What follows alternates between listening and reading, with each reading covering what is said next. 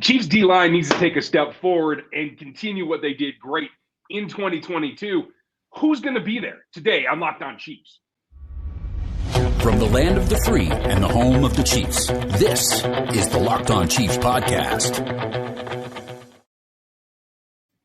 Welcome back, everybody. It is D-line day as we go through what this particular roster looks like right now, pre-camp, getting ready for it. Should be coming very, very quickly for you. I'm Ryan Tracy, the founder of Rogue Analytics and Performance Consulting, NFL33.com, and RGR Football. Thanks for making us your first listen. Check out another Locked On show for your next one because we're here 5 days a week. You everydayers already know that. But if you like, sub, and hit that bell here on YouTube and hit the Spotify and or the Apple platforms, you can get it on audio too. So we do our best to cover this team all the way around every day of the week, as does everybody else on this network. So check out another show on the Locked On Network. And please, if you want to get on the text game, hit us right now at 816-357-8781 and get on the list. And I'm Chris Clark from Chiefs Corner. There's a ton to talk about when we start getting into the D-line and what it is going to mean for this roster and for this team in 2023, because it's changing. It's one of the position groups that probably changed the most in a lot of ways. You know, and it's funny because it's a significant departure from Frank Clark, who is now a Denver Bronco of all things. I know nobody's really happy about that, nor should we be, and that's okay. But that changes the perspective here. You could take it both ways, considering he didn't really do much in the regular season. I don't know that he's really going to give them much. I don't see them making the playoffs, but that's neither here nor there. Well, and that's a fair concept, but he did provide some leadership and certainly that kind of like edge to this group, that attitude of being in the underdog and having to prove yourselves. Chris Jones isn't necessarily that guy. I think he can grow into that guy. Obviously, he's out right now with the contract situation. Hopefully by now we've heard this. We are recording this a little bit ahead of time, folks, as I'm on vacation. But I think that's probably the more missing part is the off the field piece, the attitude generation. That Chris Jones is more of a jovial dude, right? So you need somebody to be that guy to push that group, and hopefully one of the other starters can pick that up because there's another new starter replacing Frank Clark is going to be Charles Omenihu. Is he going to stay out there on the edge the whole time? No, we've talked all offseason about how he's likely to move around the defensive front, but he should be a starter week one from the get-go. Chris Jones, obviously. Derek Notty's back. Derek Notty's going to hold down that kind of one tech, nose tackle kind of guy that's going to play early downs. He'll be relieved for pass rush, and that's pretty much the way that it's going to go. And then what do we see from the leap from George Karlaftis? Those are your starting four, and it's not really in much of a discussion, is it? Really isn't. I don't think that there's going to be much discussion when it comes to those positions, other than I will say there is a very, very slight chance Derek Notty isn't your starter at defensive tackle. I would say that it's likely he is, but I would say that it's also a possibility. Maybe Keandre Coburn comes in and shows him something during camp that Notty can't. I don't expect that to be the case, but that's the only position on that defensive line really that I think is even semi up for grabs. Yeah, and we'll talk about Coburn in the next segment, you know, as the backups. And obviously rookies always got the potential, but we don't know until we see. So right now, pre-camp, it's going to be Derek Notty. When they walk in week one, day one of camp, it's going to be Derek Notty. What does that give us overall, like from year to year? What does that tell us about the transition? Because for me, I like Omenihu. I don't know about manning the outside as much as I like him inside. This looks to me like a possible drop in total production of pressures and certainly sacks, where they were second in the league last year. Yeah, it definitely could be, and I think that's problematic. The big question is going to be is when you look at what Frank Clark brought. Frank Clark didn't bring a lot of sacks. He did bring pressure some, didn't get a ton of pressure, but that's going to be the question mark: is can they replace the pressure that he did bring, and did he bring pressure in ways that he didn't get credit for? And what I mean by that is, did his pass rush get them to defend or to try to hold off the Chiefs defensive line in a different way than they will have to this season because Omenihu is the guy as opposed to Frank Clark. Karlaftis, it's a big question. Is he going to be able to grow? Is he going to be able to extend what he was able to do last year? If he can do that and he can build on what he did last year, maybe they see not necessarily a drop-off, but maybe they stay about the same as where they were last year. You would hope so. I mean, and for me, it's always about the pressures versus the sacks because of this simple fact. Sacks are completely variable every season, year to year to year, player to player to player. But if you are consistently putting up pressures, it means you're within striking distance of hitting that sack and taking that quarterback out that particular play. So that's what I'm really looking for is can they start off the year in particular in producing that number of pressures? And then they can work on what I call finish percentage is once you've earned a pressure, do you actually finish it with a sack? That's going to be the key. And I think Amenahue has shown, especially from inside, that he has a good finish percentage. It's going to be about Karlaftis taking his game up is going to be the biggest dynamic in this group for me. No, and I agree. And I think that the other thing that needs to be taken into account, and I know you know this, but we haven't talked about it. Just because you get a sack doesn't mean that just because you don't get a sack and you get a pressure doesn't mean you don't affect the play. Mm-hmm. Pressure can create turnover chances. Pressure can create, passes that are incomplete or plays that basically go nowhere because pressure was there. So pressure can be almost as effective as a sack. Not quite, but almost as effective at times, depending on what actually happens with that pressure. Because if Karlaftis is getting more pressures this year than he was last year, and he's maybe not getting home, does it lead to more picks by the Chiefs DBs? Does it lead to poorer decisions by the QBs that they're facing? Does it lead to more third downs that they're not able to connect with the player that they're throwing to because somebody is getting in their face and they can't see the throwing lane right? I mean, there's lots of different ways pressure can affect a play. So sacks are great, but it's pressure that really is going to matter, and that's going to be the key to how good this Chiefs defense could really be. And the great thing about this roster is they're going to have rotation. Who are the backups that are going to come in? We're going to take a look at those, the number twos, and how often they're going to be on the field right after this, because we have a really exciting offer now from our newest sponsor. Our partners at eBay Motors have teamed up with Locked On Fantasy Football host Vinny Iyer to bring you some of the best fantasy picks every week, all season long. Whether you're prepping for the draft or working that waiver wire, every week we're going to give you players that are guaranteed to fit your roster. So with draft prep underway for this season, let's see who Vinny has set up for us with eBay's Guaranteed Fits, the fantasy picks of the week. And it starts at the very top with the running back position, especially if you're in the hunt for the number one overall pick. Christian McCaffrey has got to be the way to go. He is a guaranteed fit. The 49ers running back is going to get 300 touches again. It's his first full season in San Francisco, and he's going to be the centerpiece no matter who the quarterback ends up being. So he is a pick that you have to go after and get. Run CMC with that guaranteed fit right now at your number one running back. And then Vinny's going to give you continual advice as we're going to help you win your fantasy championship. And eBay Owners knows a championship team is about each player with a perfect fit, same as your vehicle. With eBay Guaranteed Fit, over 122 million parts and accessories for your vehicle are right at your fingertips, and you can make sure that your ride runs smoothly. Air filters, brakes, batteries, taillights, alternators, shocks, even down to struts, everything that you need, you name it, eBay Motors has it.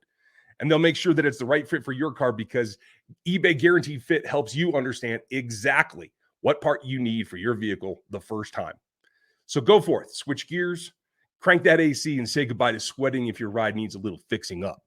Because now you know that you'll always be able to find that success and get it right the first time from the get-go. With eBay Guaranteed Fit, everything your vehicle is calling for is just a click away. The parts, the accessories that fit your vehicle, just look for that green check. Get the parts, the right fit, and all the right prices at ebaymotors.com. Get after it. eBay Guaranteed Fit is only available to U.S. customers. Eligible items only, and exclusions do apply. This is what I want to get into next, and that's just the fact that we can look at starters versus looking at the backups, but it's going to be, I think, an expanded rotation this year over what we saw last year. They already had a good group of players that were getting snaps and getting pass rush snaps in particular. I think that's going to expand this season because of the versatility across the front.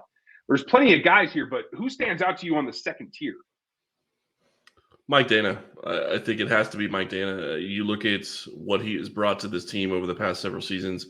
He's dealt with injury at times, but he has been consistent. He is a guy that usually is always able to get pressure in some way, shape, or form. And I think that he is going to be he's playing in a contract year. This is a huge year for him. He has to have a good season in order to be able to get a decent contract on the market. I don't know that he's going to be a guy that can ever be a 10 or 15 sack guy and a starter elsewhere, because I don't see him being that in Kansas City. I don't see that he can step into that, or he would have at least started to be that so far. But I think Dana is a guy that is definitely going to be somebody that you're going to have to watch this season, and I think he's going to be playing a key role for the Chiefs and getting pressure. Yeah, I have to agree. And the key thing for me is that Mike plays light. He's listed at 257 here on the Chiefs official website. I don't think he's actually that light. I think he's probably more 265-ish, that kind of thing. But he still is producing from inside as well as outside at a lighter weight. And that gives me hope for the other guy that's probably going to be the second rotational D end with him. And that's going to be Felix Anudike-Uzomah, who I think is right about the same weight. He is a little bit taller. He's definitely a lot longer. And I think that's going to be an advantage. But you can see both of them here are the primary backups to come in at the edge position. We have some others that are going to be outliers. We'll talk about them here in a bit. But when you talk about replacing them, I think those guys are going to come in pretty quickly, because you're going to take Amenahue and reduce him down inside on passing down. That's going to pull Derek Nottie off the field in all likelihood. And so then who gets to get those pass rush snaps across from George Karlaftis? I think it's going to start with Mike Dan, but we might see Felix eat into his snaps eventually. But the good thing about that is you can put Mike inside as well, and then you can bring on the next guy. And the third tier here, we're going to talk about them in the next segment. I think there's a lot of upside there, and there's certainly some diversity in what they bring in terms of their physicality, explosiveness, and size in particular. But the question becomes, if you need to put more D tackles on the field, who comes off the bench first with a rookie and Turk Wharton coming off of a serious injury? I think it has to be Wharton. I do want to say really quick about Dana. I'm not going to be surprised if he doesn't start a couple of games for Kansas City this year, just because they've used him in that role at different times, injuries notwithstanding, because they use him for also his run defense. So just know that that's possible this season, regardless of how they have it listed. Omenihu is going to be looked at as a starter, but Dana could come in and start a couple of games and play a lot of snaps, especially if they're going up against a run-heavy team. To get back to your original question, though, Wharton is going to be that guy. I think that's going to be the third guy in more of a pass rush type than anything else. And I think that's the big thing, is he's going to be a guy that they don't necessarily have to maybe bring Omenihu inside. Maybe they just bring in Wharton. But the question with Wharton, and it's like you said, he's coming off a major injury. And an ACL, is he going to have the explosion that he had last season? Is he going to have the explosion that he had before the injury? Those injuries usually take 2 years to heal. This could be a situation where that's going to be problematic for Kansas City, because we've talked also, the defensive tackle is a place where they don't have a ton of depth. You know, you look at Keandre Coburn, he could be a great player for this team, but you're going to expect that he's going to be more run defense oriented as opposed to a pass rush guy. And that's going to be the big question mark with him, is can he produce the pass rush that is going to help him get on the field a little bit earlier than what you would expect? Well, and Brett Veach in the front office are banking on their evaluation, because I would have the same question. Given his size, his relative lack of height, you'd be concerned about that. But he was able to produce pressure in college very, very well, especially for a nose tackle type, a guy that can line up at the one tech in particular. So you want to see that carry over. I will not be surprised if he is the first guy in the rotation at defensive tackle in this particular camp because of Turk's situation. I think we may see a little bit limiting of reps early for Turk Wharton until he gets up to speed. And you're right. That second year back from an ACL is generally the delineation point for when a player's confidence kicks in. It's not necessarily a physical limitation. It's actually playing up to your full ability because you've been injured and you haven't been back out there. So we may see Turk Wharton take a little bit of time to get back into the mix. Yeah, it's absolutely possible. And that's going to be the big question. If he does take the time to get back into the mix, that becomes and makes the Chiefs' defensive tackle situation even more dire, to where maybe they need to add somebody. Maybe they need to be looking at teams that maybe having to cut somebody because of, cap space. Or I know they don't have the cap space right now, the Chris Jones situation. We talked about it ad nauseum, but they're going to have to be looking potentially for another defensive tackle that can add pass rush. But they're going to know where Wharton is a lot more than we are. We haven't seen him in OTAs. We don't know how he's moving around in OTAs. And we're really going to finally get an idea as to how he can move around when you get into camp and see, does that explode? Is that explosion still there? Is he able to hit? Is he able to, produce the explosion needed to be able to get after the passer and get into the offensive lineman that he's going after? Yeah, and that's the thing is OTAs, their passing camp, you don't get much contact. So that's going to be very specifically what we have to look at first. Now, folks, tomorrow we're going to go over the offensive line, so don't miss that. And remember, we're here 5 days a week. So if you haven't heard the rest of this week's show, go back and get those. Because next we do the D-line, and then next week, Chris is going to have Monday locked down. Tuesday, we're going to start to see players arrive. That's going to be a lot of fun. We'll be back in the mix there. And remember, all week long, every day of the week, we're going to have something for you. We have to get into what are the possibilities. We've named 8 players so far. I think they're all locks. We'll discuss who could push for this 53-man, who should be on the practice squad next. And this group, there's a fair volume of guys. There are 17 deep right now, the defensive line. And I think that's what's key here is, again, the rotation has to come on. I feel all the previous 8 guys that we've talked about are all locks for this roster. I don't see any way around any of it. Do you? No, I don't think so. Okay. Unless I will throw the outlier out of unless somebody comes in and just outplays somebody, but I can't see any of these guys getting outplayed enough to where they're not even on the roster. Agreed. Yeah, that's where I'm at as well. I mean, obviously, in the case of an injury, would see something change, but just on merit alone and expectation of what they're going to be able to do on the field, that's pretty straightforward. So when we look at the rest, we're probably talking about 2 spots left on the 53. I think they can carry 10 D linemen overall. That's what I put in my last, first look at the 53. I think you agreed, right? I could be wrong, but there's a possibility there. So who's fighting for those 2 spots? I think it comes down to a couple of players. And you guys can see here this is Our Lad's depth chart. We use that as a perfunctory look before we get into camp. There's a lot of familiar names here. Danny Shelton, who actually looks a little bit trimmed down in OTAs from what I've seen in the past. So good for him. I think he's a perfect candidate to be on the practice squad again, as he was last year in a call-up situation, break glass if needed, pull him onto the roster. I think that the next guy, a D tackle for me, would be Daniel Wise, because I think he has that pass rush upside. Whereas Matt Dickerson is a little bit, I would call him more of an overall type guy. And Phil Hoskins, I think, is still trying to get to the point where he could push for the roster. I really don't see that happening. Do you? And it doesn't hurt that Daniel Wise went to KU, I'm sure. Well, we weren't going to talk about that, but yes. Yeah.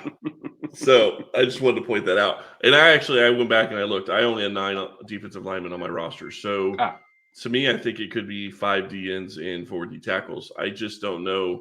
Like you talked about with Danny Shelton, last year they had him on the practice squad. They didn't even bring him up for a game, I don't think. So and there were a couple of games where we thought, okay, this is a perfect game to bring Danny Shelton up because you're going to want that extra run defender, and it would be a great time for them to bring him up. They didn't bring him up at all last year. So is it possible they keep 5 defensive tackles? The only way I see them keeping 5 defensive tackles is if they go out and they get somebody else. I don't think that there's a 5th on the roster right now. When I look at this roster, I'm thinking if they're going to go heavy at one position on D-line, it's going to be defensive end, and I do think that they're going to keep 9. It's possible to get to 10, but when you start looking at the rest of the roster, and we've already talked about this quite a bit, when you start looking at cut downs, the question is, where are you going to go short? You're going to short it at wide receiver, tight end, running back, offensive line. I know you think that they're going to go short at QB, which is possible, but they haven't in the past. So that's the big question mark when you start getting these positional groups is where are you going to lose somebody else? Well, and I'll tell you, there's still a couple of options out there if they chose to go that direction. Brandon Williams was on this roster last year and is currently still a free agent. So if they felt they needed to go back to that, right now, Danny's still on the roster but didn't play, whereas Brandon did. So I think there's a discrepancy there that we could see come back into play. That's okay. They don't have the money right now, which is why he's not here. Right. There's the edge is a different story to me. If we take a look at that again, a lot of familiar names here. Now, Our Lad still has Malik Herring as the number 3 on the right-hand side. I'm not sure that's the way that it works out. Josh Kano is still on here. This is obviously going to be it for Josh Kano. He's got to make this roster now if he's going to do it. I don't know that there's upside to keeping him on the practice squad if he can't make the 53. Do you? I don't think so, but what I would also say is I think Joshua not only needs to make the roster and not be just good enough to make the roster, but he needs to be pushing to actually get playing time to be somebody that they're going to consider keeping on the roster. Agreed. He's an older prospect that hasn't panned out to this point. You have other guys that you're going to think can maybe produce a little bit more and maybe project a little bit further to get better in a guy like BJ Thompson. As just an example, I'm not saying BJ Thompson is going to be great. Mm-hmm. But you're going to project somebody that's coming out as having an opportunity to get a little bit better and produce more in the future, as opposed to a guy that's been here now, 3 seasons? This will be his 3rd season and hasn't really sniffed playing time. Right. Malik Herring's been ahead of him despite being injured for his entire rookie season. That's still the case right now as it stands here on our visual. I agree with that. The question is going to be the 2 guys that are the change of pace dudes. And that is B.J. Thompson, a fresh draft pick in the 5th round, and Truman Jones, an undrafted free agent.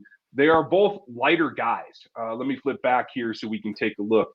250 at 6'3" for Truman Jones, and 240 at 6'6" for B.J. Thompson. Now, B.J.'s a really interesting athlete because he can play backwards. He can get into drops. We've seen him actually even align at practice in the slot of all things. Kind of that force player that you've seen at Clemson over the years. Those guys are both, I think, a little bit outside of the box, but they do provide the one thing that we haven't gotten from this group so far, and that is a true speed rush. Guys that are more explosive than they are powerful, and I think that's something to keep in the back of the bag.